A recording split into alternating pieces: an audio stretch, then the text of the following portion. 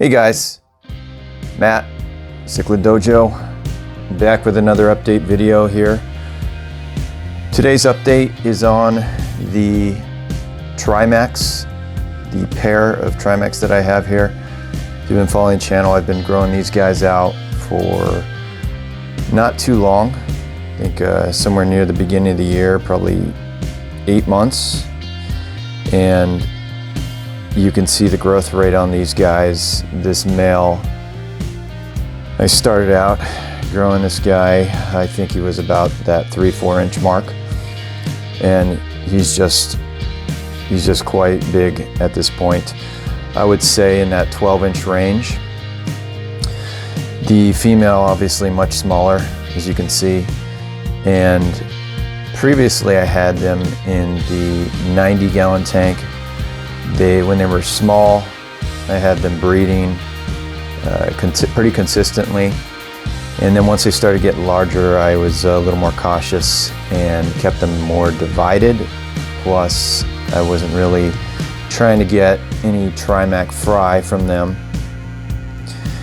And if you guys know, going back to the latest mishap in the 180-gallon, which they're in right now, I previously had sort of a community tank, more so for the pair of Deppy that I had in here, and the male Deppy unfortunately passed away, probably due to stress. If you guys follow the channel, you already know that.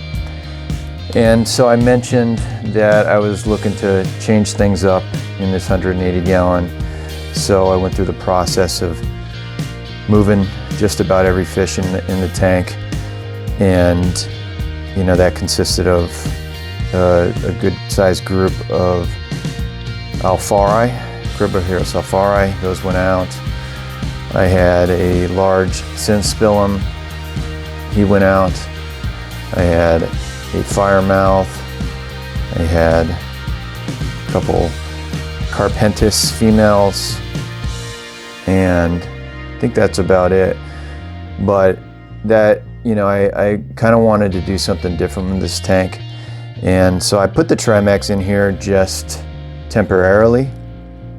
And initially I was thinking that, you know, moving them to this larger tank from the 90 to the 180 gallon is going to make this Trimac look really small. However, it seems for some strange reason seem to do the opposite. This guy just seems much larger now, and he's getting in that size range that, you know, it gets a little scary if he darts into the intake tube on the hang on the back filter. It can easily break.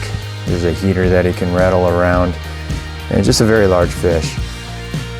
Now, I do have a divided Carpentis here on the left, which I'm going to show that fish just kind of as a backup to my breeder Carpentis, but it also serves the purpose of helping this pair, you know, the male and the female, both kind of go after that Carpentis through the divider. Hopefully it saves, you know, the female some of the aggression from this male.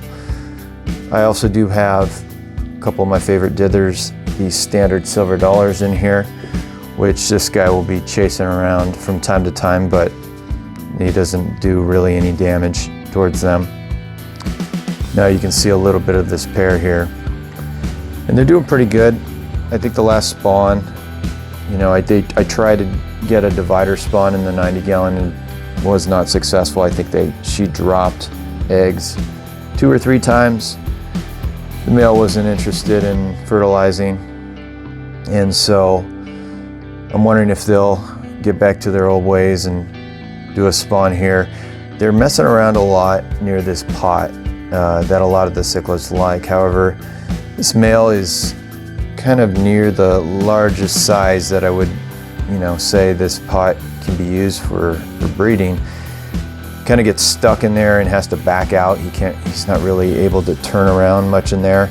So I'm not sure if that's going to affect any potential spawning that can occur. But again, I'm not really super interested in breeding these guys right now.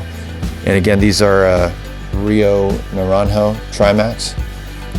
And I've also kind of made another decision. I recently acquired some smaller Trimacs from a different population. You know, I originally got these Rio Naranjos just to be my first kind of try at the Trimacs, and I'm definitely loving them. You know, I reading about them and doing some research prior, I think a lot of indications were that they would get that bulkier, taller profile, kind of complex. And you know, the two males that I grew out to about this size were definitely, you know, that was definitely true. Male is just really huge. You have to really hold off on the eating, otherwise you can overfeed, or you can get a little bit too big, too fat, and definitely following what I've heard about Rio Naranjo Trimacs. And you know, I'm just getting started with the species, and I did pick up some offspring of a different population, which I'll hopefully show at some point in an update video, and I'm gonna give those a shot next. So I've made the tough decision where I'm going to let this pair go, and I think the male is a little bit too big for me to feel comfortable shipping, so I'm gonna try to do this locally. So anybody locally interested in a Rio Naranjo, F1 Rio Naranjo Trimac pair, please feel free to get in contact with me through social media, or leave your email here in the comments of the video. And as I mentioned, I was going to show this female, I believe the female Carpentis here, kind of a backup, and she's a little aggressive through the glass here, kind of a temporary thing till I figure out where to secure her long term. But yeah, she's looking good, beautiful, and got a little bit of an attitude there. I really like that. But yeah, anyways, back to the Trimacs. Let me know if you're interested. I'd like them to go to a good home, and I'm obviously going to be focusing on a different project or different species for this 180 gallon. But in addition, I'm still gonna be keeping the Trimacs. I'm just gonna try another population next. There's multiple available, so I thought, why limit myself to just one right now? And you know, I always liked, my favorite part is growing the fish out, you know, from fry to coloring up. That to me is really fun, and I'd like to see these big guys go to, you know, a good home here, someone who's going to really enjoy them long term.